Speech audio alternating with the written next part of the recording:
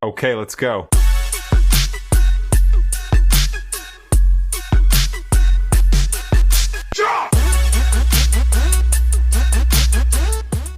Vamos dar continuidade aos padrões de projeto. Vamos falar um pouquinho nesse vídeo sobre os padrões estruturais, beleza? E aí, os padrões estruturais, né, eles são responsáveis por melhorar a interação entre os diversos componentes, né? E a gente começa com o adapter, que ele tem a responsabilidade aí de fazer ligações entre objetos que não se ligam. É exatamente, a gente pode fazer uma analogia, né, exata a um adaptador de tomada, né? Então a gente tem uma tomada que está em um formato e a gente tem algum dispositivo que a gente quer ligar nessa tomada e não tem o mesmo formato da tomada, então a gente utiliza um adaptador para conseguir fazer com que essas duas coisas se conversem, né, se conectem, tá? Então o adapter ele faz a conexão mesmo entre elementos que não se conversam naturalmente, beleza?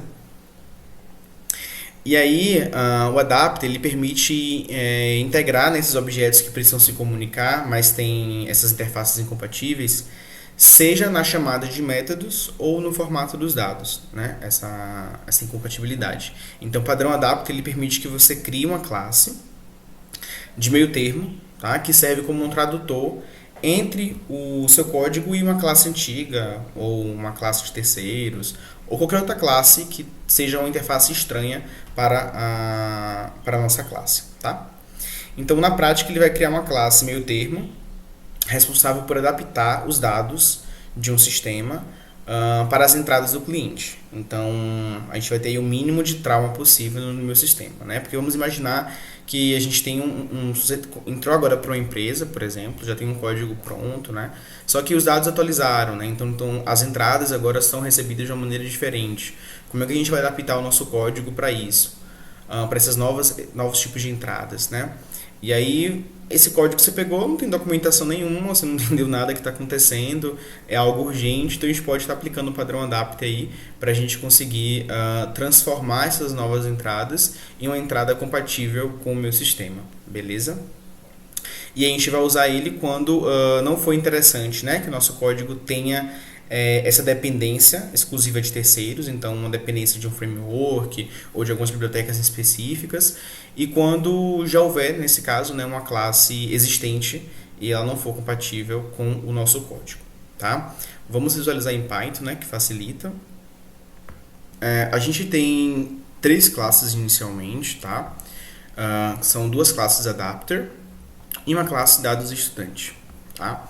Então a gente tem adapter dados da UNEB e o adapter dados da UFES.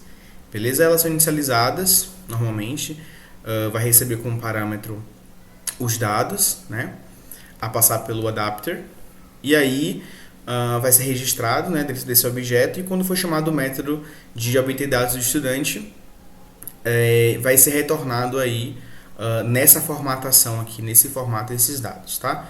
Isso é só para a gente conseguir visualizar como é que vai funcionar. A nossa classe estudante, ela é um singleton, tá? Que a gente já viu no padrão criacional, né? Então, tem aqui o método abstrato, ele faz a verificação.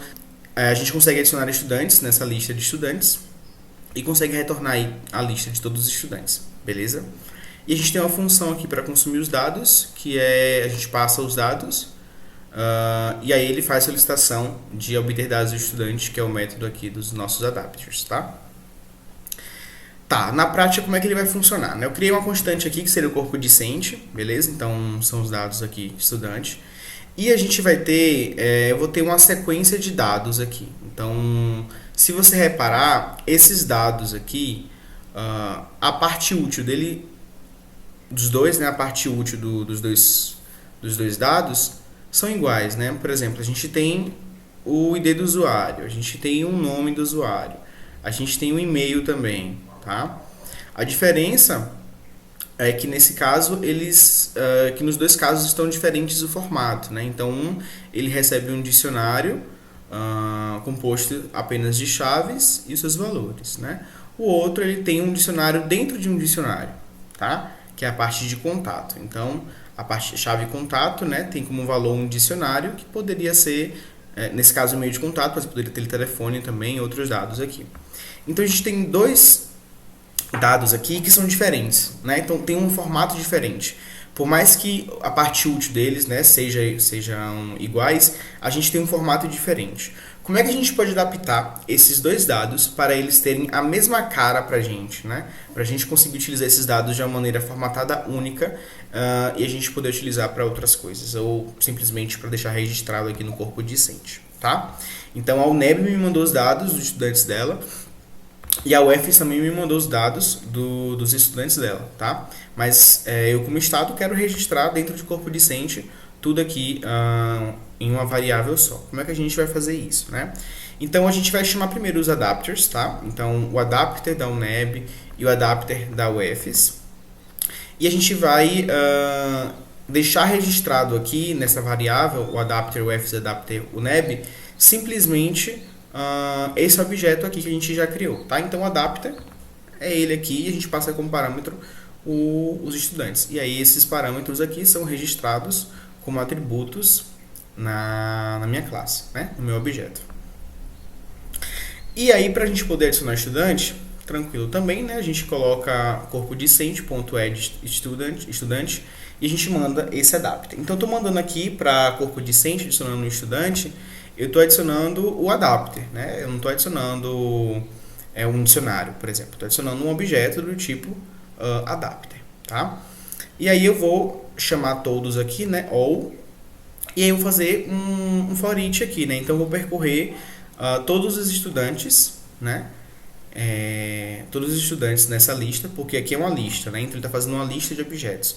Então eu vou percorrer todos os objetos dessa lista e vou simplesmente imprimir aqui o estudante.obter dados do estudante. Quando eu rodar esse código, a gente consegue perceber que agora sim as duas respostas vão ter o mesmo formato, né? Então, vou rodar aqui. Perceba que ID usuário, nome usuário e e-mail tem o mesmo formato, né? E lembrando, quem foi que definiu esse formato? Foi a nossa classe adapter, tá? Então a gente define o formato como a gente quer, faz todas as alterações dentro da nossa classe adapter. E aí ele consegue fazer esse filtro nos dados, essa formatação nos dados, essa reformatação nos dados e trazer ela do jeitinho que a gente quer, tá? Então ele vai receber dados de maneira aleatória. Eu conhecendo como esses dados entram, eu posso simplesmente converter para o jeito da forma que eu quero que eles saiam, né? No nosso resultado. E aí com isso a gente consegue criar uma classe que consegue fazer essa relação, né? Eu consigo entrar com dados distintos, formatados de maneiras distintas, passam por um adapter e aí esse adapter vai retornar para mim no formato que eu quero, para o meu código, tá? Para as minhas classes que eu preciso. Beleza? Então é assim que funciona o adapter. E tem o padrão decorator, né? Então crie capas para o seu objeto, fazendo com que ele possa fazer mais coisas. Esse padrão ele é um padrão que permite a gente adicionar comportamentos ou responsabilidades, características, né, adicionais a objetos de forma dinâmica sem alterar sua estrutura, tá? Então a gente consegue visualizar aqui, né, no diagrama UML como é que ele funciona. Então ele tem um componente base que ele vai definir qual é a interface, né, para os objetos que podem ter responsabilidades adicionadas dinamicamente. Ele tem um componente concreto que implementa a interface componente, né? Então ele representa o objeto real ao qual as responsabilidades adicionais podem ser acrescentadas. A gente tem um decorator, né? Ele mantém uma referência para um objeto da interface component, né? A gente tem também ele também implementa, né, a interface component para poder seguir o mesmo contrato que o componente concreto. Ele também pode adicionar responsabilidades antes ou depois de chamar métodos do componente concreto. E a gente também tem os decoradores concretos, né? O Concrete Decorator, que ele vai estender ou modificar o comportamento do decorador e ele vai adicionar aí responsabilidades ao componente concreto. Tá, bora visualizar isso aí, porque é muito concreto, é muito decorator. Como é que isso fica na prática, né? Então, a gente tem um componente, nesse caso, bolo, tá? E verifique que vai ser uma classe bem simples. Eu estou colocando um custo, um método de custo aqui para esse bolo, ele vai retornar o valor 5, tá? O componente concreto, então um bolo simples, né? A gente tem, vai herdar de bolo, né? Então seria esse bolo ou interface. Esse bolo simples vai ser um tipo do bolo, né? Então, como um bolo simples é um tipo de bolo, aqui a gente tem a implementação dessa interface, né? São os componentes concretos. Então, eles vão ter seus valores também. Então, o bolo simples é o mesmo valor do bolo comum, né? Mas a torta aí ele tem um valor de 10. Então, esse custo ele sobrepõe esse valor aqui de 5, né? Esse valor de 10 sobrepõe esse valor de 5.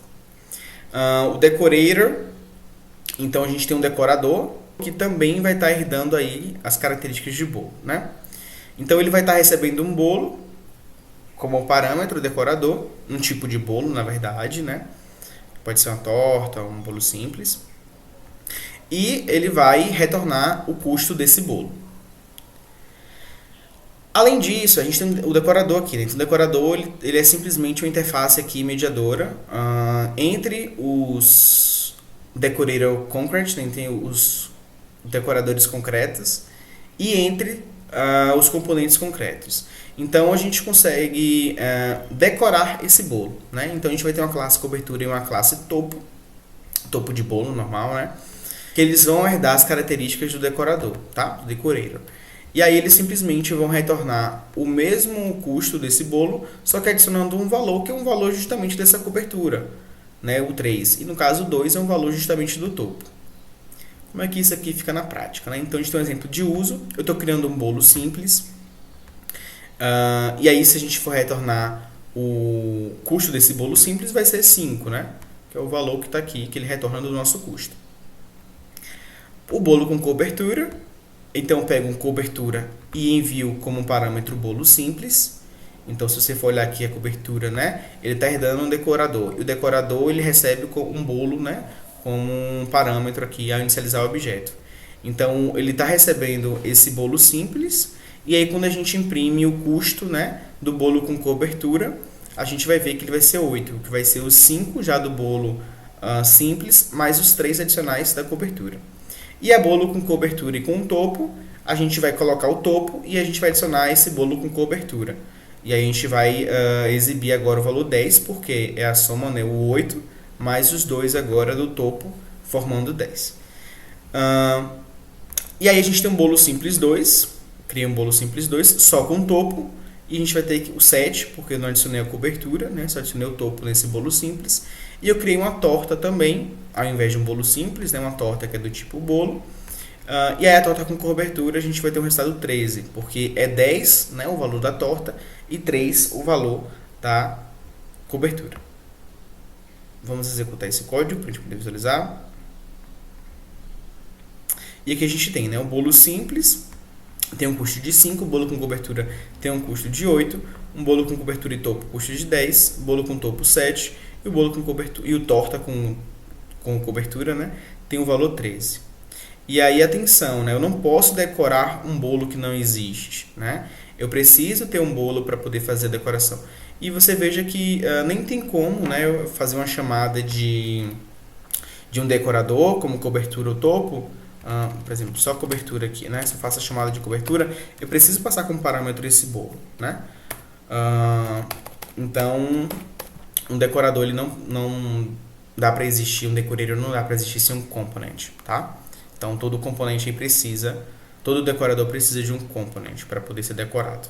E aí a gente consegue, perceba, né? A gente consegue implementar características adicionais nesse nosso objeto, né?